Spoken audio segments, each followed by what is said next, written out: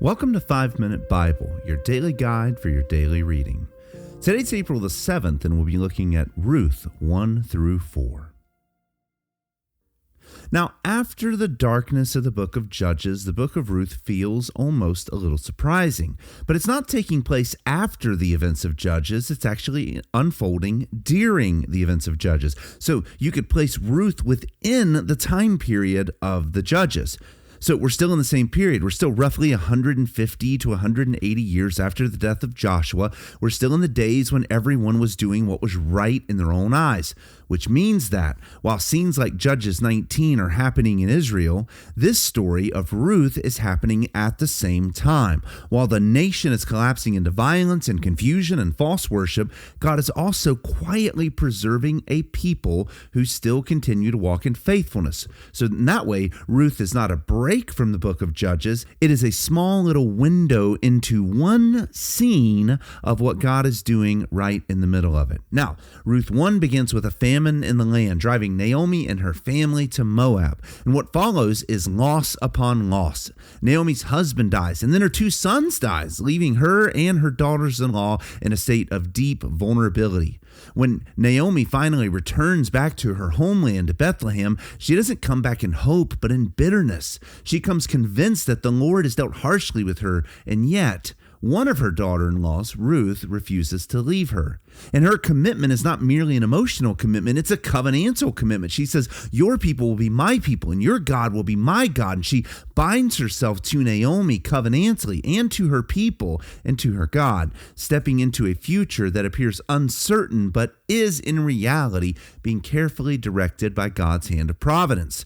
In Ruth chapter 2, the story begins to turn, not through dramatic intervention, but through ordinary provision. Ruth goes out to glean in the fields as the law provides for those who are impoverished, and she comes into the land of Boaz, a relative of Naomi's husband. And what appears to be a complete accident is anything but. Boaz sees her, and then he protects her, and he extends kindness to her beyond any kind of moral or legal obligation that he had. In a time when Israel was marked by exploitation and violence, his character stands out distinctly, shaped by the fear of the Lord. The hand of God in this book is not loud, but it is precise, and it is guiding every step. Then in Ruth 3, the story moves into the realm of redemption. Following Naomi's instruction, Ruth approaches Boaz, appealing to him as her kinsman redeemer.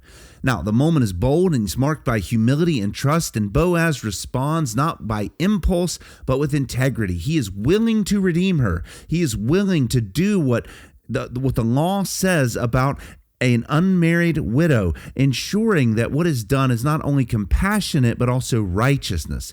Then in Ruth chapter 4, the redemption is secured. Boaz publicly fulfills his role. He takes Ruth to be his wife. He restores Naomi's family line, and the story closes with the birth of a child, Obed, but the significance reaches far beyond this family.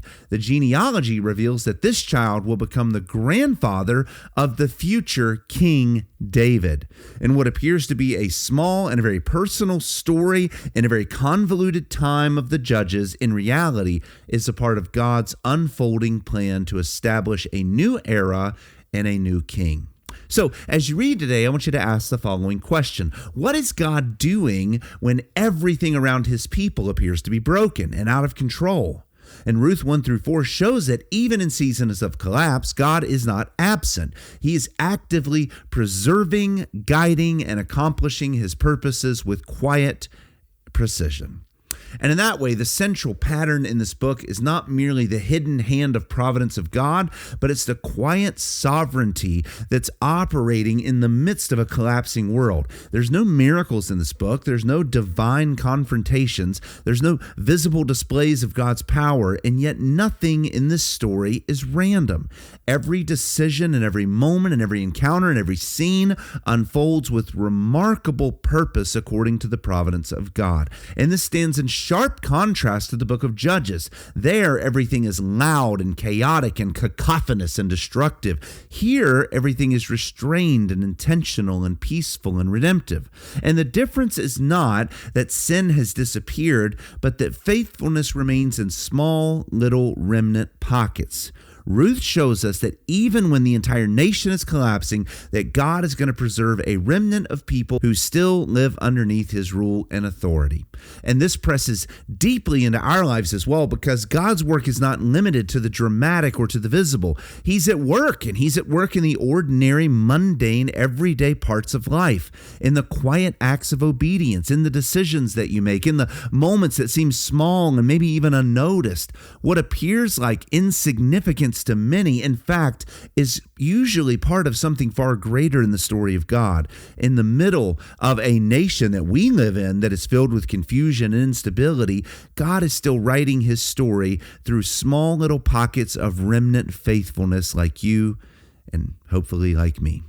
Now, Ruth points us also directly to Jesus Christ, not only through the theme of redemption, but through the structure of the story itself. Boaz is not merely kind, he's a kinsman redeemer, which means he's one who is both qualified and willing to act in order to redeem and rescue a family line who could perish and never have any offspring or ancestors. And he's the one who has the resources to accomplish it. He's the one who has the integrity to carry through with it. He's the one who fulfills the law, secures the inheritance for Naomi, and restores what could be lost forever. And this is clearly a picture of Jesus Christ, because Jesus does not redeem from a distance. He becomes one of us, taking on our very nature so that he might be our true Redeemer.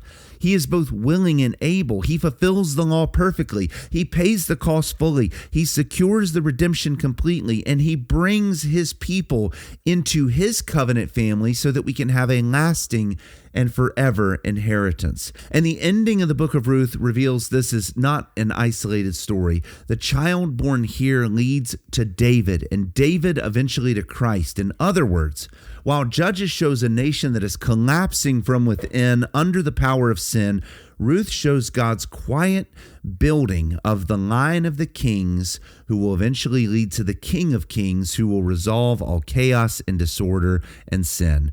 What appears small and insignificant in a tiny little corner of the world is not small. It's foundational, and it's built right into the middle of the ruin, because God is preparing redemption from within. So as you read Ruth 1-4 today, pay attention to how God is working in the quiet details, preserving faithfulness in the midst of collapse. And tomorrow we will move into 1 Samuel, where the need for a king becomes unmistakable, and God begins to raise up the one who will sit on Israel's throne. And with that, read your Bible carefully, devotionally, and joyfully, and may the Lord use his word to sanctify you completely, and we will continue our journey tomorrow. God bless you.